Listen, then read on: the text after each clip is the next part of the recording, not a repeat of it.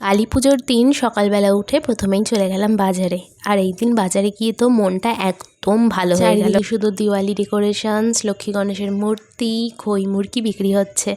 তারপরে বাড়ি এসে আমি আমার বাড়ির মাকে ভালো করে পুজো দিয়ে নিলাম। তোমরা হয়তো জানো যে আমাদের বাড়িতে আগে অনেক বড় করে কালী পুজো হতো। তখন আমি ব্লগ করতাম না, তখন আমার দাদু বেঁচে ছিলেন, সেই 7 থেকে 8 বছর আগের কথা। কিন্তু দাদু এখন আর বেঁচে নেই, আর ওরকমভাবে কালী পুজোও আর হয় না। তাই যতটুকু আমি করতে পারলাম এবারে ততটুকুই করলাম ঠাকুরের জন্য। এই হচ্ছে আমাদের বাড়ির 2 মা। পুজো দিয়ে এসে আমার আজকে একটু আমার ঘরটাকেও সাজানোর ছিল। আসলে একটু আগের দিন সাজিয়ে রাখলেই ভালো হতো, কিন্তু আমার না একদম সময় হয়। ঘরটা সাজানোর পর কেমন লাগছিল সেটা তো তোমাদেরকে একটা ভিডিওতে শেয়ার করেইছি, না দেখে থাকলে দেখে নিও। বিকেলবেলা আমি, বোন, বাবা সবাই মিলে গিয়েছিলাম বাজি ফাটাতে। বেশ অনেক দিন পরে এরকমভাবে আমরা 3 জন মিলে বাজি ফাটাচ্ছি। আর এই দিন আমরা অনেকগুলো ফানুস উড়িয়েছিলাম, আর সবগুলোই কিন্তু সাকসেসফুল হয়েছিল।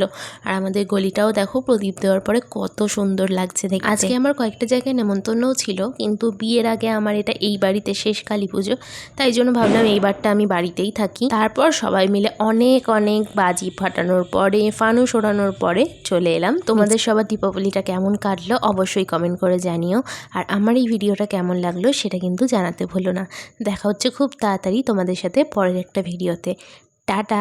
তোমরা সবাই খুব ভালো থেকো, সুস্থ থেকো।